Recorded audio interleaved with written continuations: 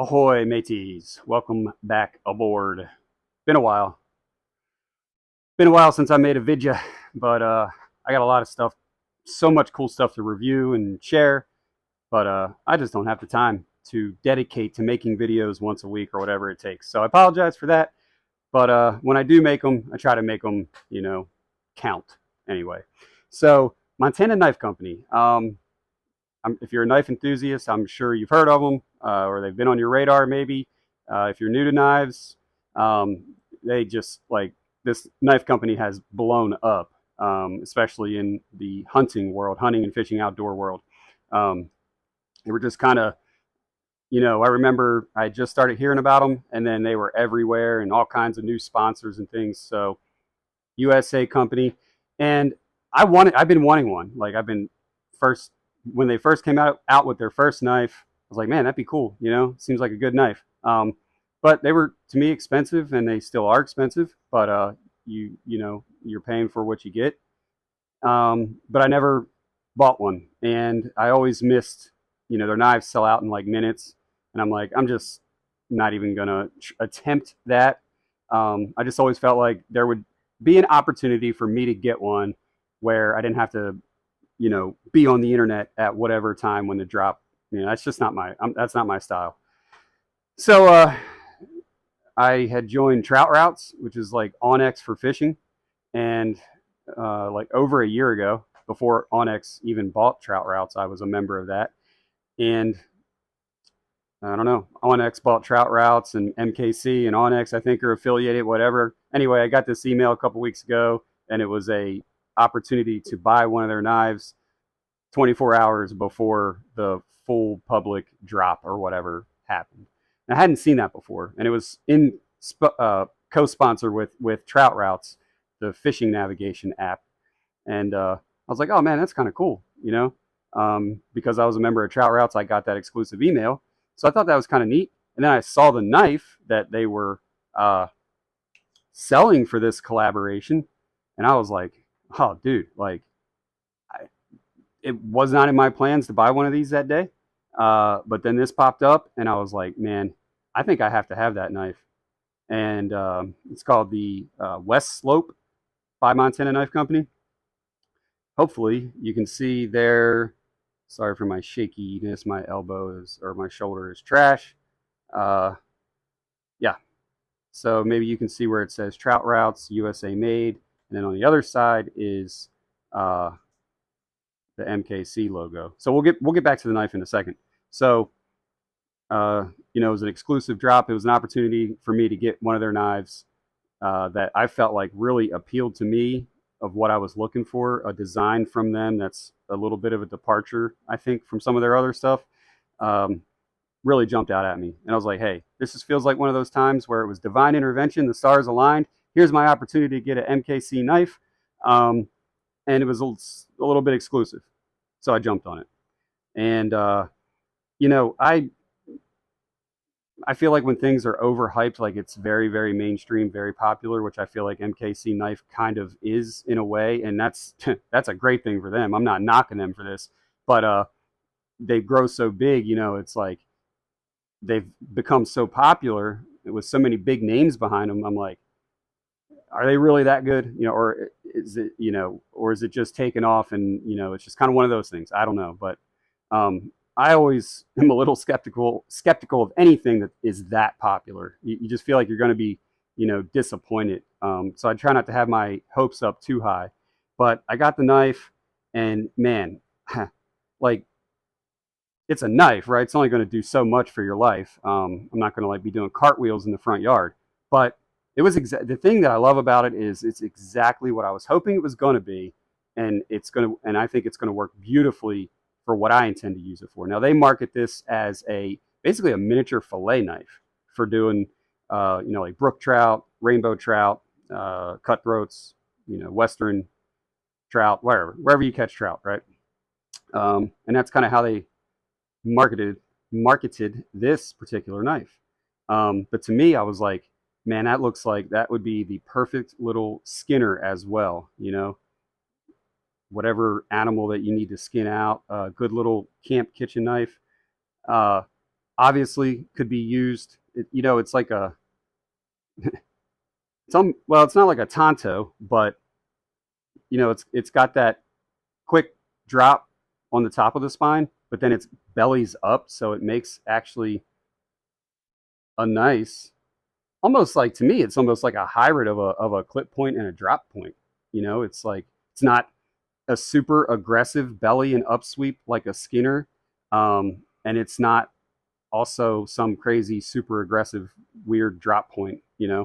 Um, it's still got a good point that you can puncture with, which is important.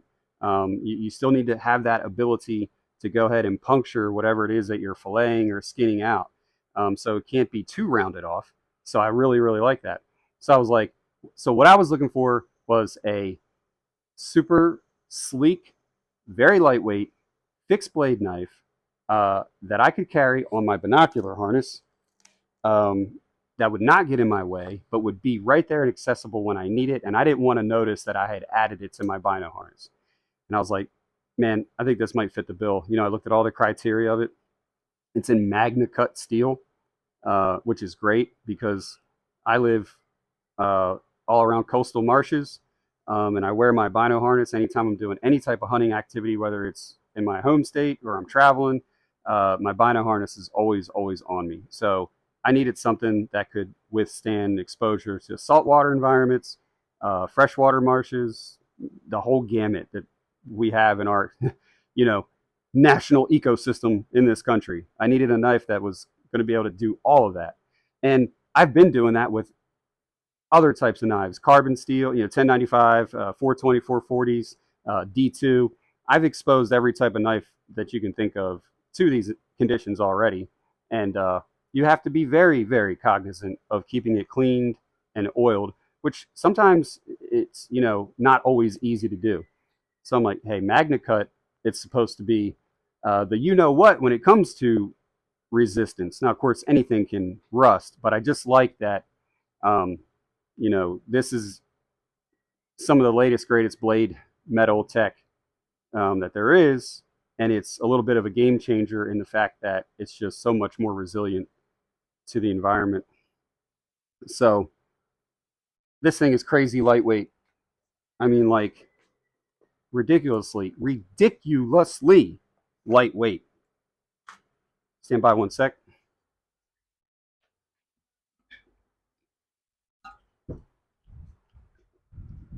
So comes in this nice box. You feel like you're getting something. Did come with a sticker that I already put on my decked system. Don't be a deck. Yeah, so premium box. It was wrapped in this kind of cool paper. I hope he doesn't drop that knife. He's wearing flip-flops. Comes in this paper. Pretty cool. I didn't do an unboxing because I didn't know when I was going to get to the video, and I couldn't wait to unbox this thing. I had to get it ready. This is getting ready for my elk trip coming up here soon-ish. Yeah, so nice box. Feels premium. So if you're going to give this as a gift to someone, USA made right on the end, they know that they're getting something pretty high quality and something that's premium. It's got some words in the inside. I almost said inscripted. Words on the inside: country, customer, community, conservation.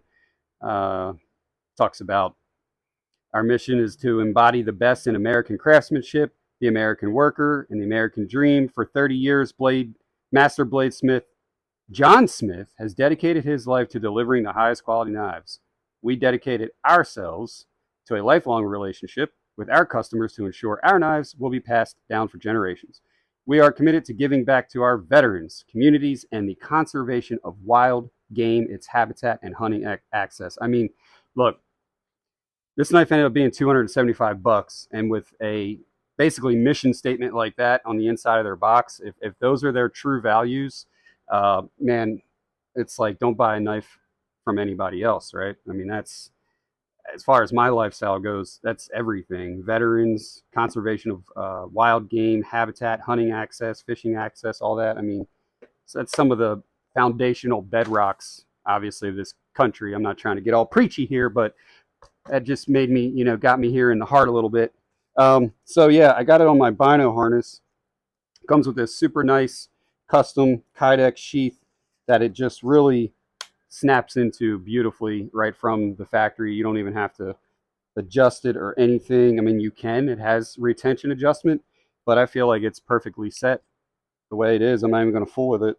Um, and that's obviously very important because the way I'm carrying this knife on my uh, Bino harness is handled down, which, look, anything can happen, right? Murphy shows up at the worst times. I think that any handle down carry knife has the potential to come out, right? I mean, some shit can happen out there. But I'm very, very confident in the retention of this Kydex sheath for this knife. Um, I think I'd have to be probably wrestling a bear or something um, for that to happen. Maybe not. I don't know. But it's very, very good positive retention, but not so much that, I mean, I'm just taking that out just with one thumb. It's just enough pressure, it's high quality sheath. I mean, it really is. So for your $275 for this particular knife, you get that super high quality sheath, and then you get this really awesome, very beautiful, very nice lines knife. I don't know if you can get this one anymore. You see how it's got a nice kind of finger choil there? I mean, the G10 scales, whatever, micarta. What are they? I'm not even sure. Let's see. You're supposed to be a knife expert. G10. So, same thing, isn't it? I don't know. I'm having a brain fart. Anywho, so nice G10 scales, uh, held together very firmly. Great lines. I love the lines. It's like a classic knife, I feel like this is something that somebody would have carried 60, 70 years ago from like the 40s. I don't know why it reminds me of something like that, but it does. I just love how simple it is. A little bit of a sharpening choil there, nothing too aggressive. And no jimping. I don't think any of their knives have jimping. Maybe they do. I'm not an expert on their lineup, but not very many of them have jimping. Maybe if they have a survival model or something. But I love that because I don't need it. This thing just, see that right there? I mean, look, if you've ever skinned out anything, any kind of deer, elk, small critters, whatever, that kind of control is so nice to have. Like, and I love this too. I got to be careful, obviously, because this thing's crazy sharp. But I love that I am almost, my fingertip goes almost all the way to the tip of the blade, I like that the blade extends past a little bit because I don't want to accidentally get myself. But I'm pretty close to knowing when I'm reaching my limit on something. I can feel it on my finger and I know, hey, that blade is there. That blade tip is there, so be careful. So I love that. You could just see the skin just flying off a critter with this thing. Same deal, but that thumb, man, does it feel good right there. I mean, that finger choil, that just fits your first two fingers so nicely, right? And then this very simple, honestly, very simple ergonomics on this thing, but man, do they feel good. I mean, they feel really good. So what I wanted was a really nice, lightweight, small, quality, dependable knife, fixed blade, if I didn't already say it, super easily accessible um, on my Bino harness. And like, yeah, this could be a self-defense knife. I know, that's like a big thing. You got to be ready to stab someone in the jugular at any time. And I mean, something like that could happen. You could end up using anything you carry on your person in a self-defense situation. So it's not out of the question. But that's not like the first thing on my list of criteria for knives. I do think about it, and I like it to have the ability to be a little stabby. But if it's not, the perfect dagger to kill, I don't worry about that too much. This obviously would have no problem piercing any type of flesh. So that's just the added bonus of it. So yeah, it wasn't a self-defense thing. I'm not going to baton with this.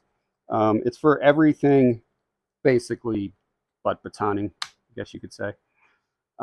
But I would. I mean, if for some reason I had to baton with this, I mean, you don't got much there. But if I had to, I would do it.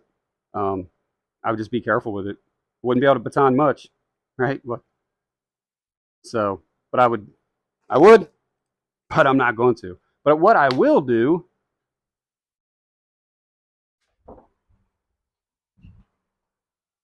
is ferro rod test and a cut test. So what I did notice about this when I first got it, I tried the ferro rod on it, and it doesn't like that Magna cut steel does not throw sparks like 1095 or D2, something like that. So it'll do a little bit,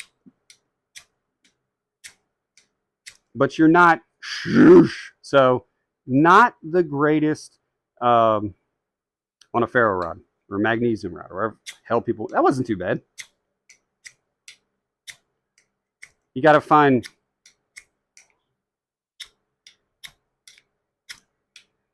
the right spot on the spine.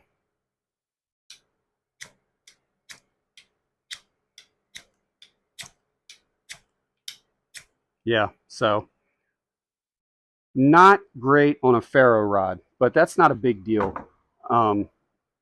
That's not my primary method of starting a fire by any freaking stretch. So that is like way down the list on redundancy, if I even carry a ferro rod at all, to be honest. But here's what is important.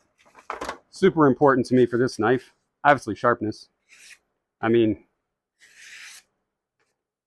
there's zero hitch in her giddy up. And I've been using this. I've been using it in the kitchen, actually. Cut multiple bell peppers, onions, such like that. Oh, yeah, and you can send these knives back to them at any time for, I guess, sharpening an issue. They'll do all that for free. Just pay for shipping. So that's nice. But yeah, I mean, look. Whoops.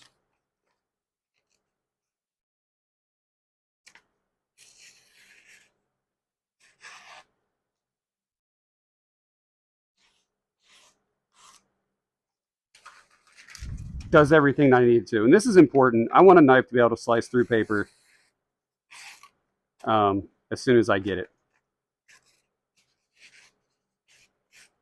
I don't want to be tweaking on her.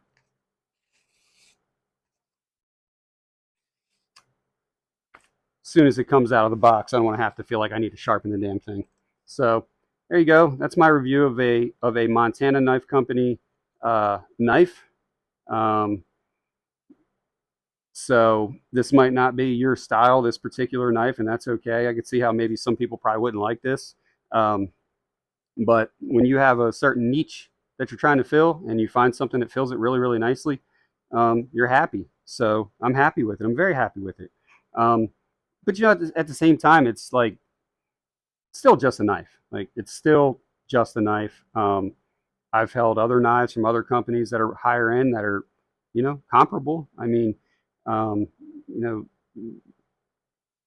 it's knives have been around for a long time, I guess is what I'm saying, and people know how to make a great knife these days, right? It's not just one or two people know how to do it. So there's a lot of great knife options out there, right? But if their company morals align with you and you like something that's in their lineup, I would say, hey, and you're balancing this between maybe another company and they're similar prices. I'd say go for this one, go for a MKC knife, or don't. But it's got my stamp of approval, and I'm super stoked about having that right there on my Bino harness. Like, man, love knowing that little fixed blade that's super handy is right there. Very happy. So, all right, guys, that's all I got on this one. I got some other stuff I got to review. Really do. So I got to get to it. But thanks for watching, and I'll see you next time.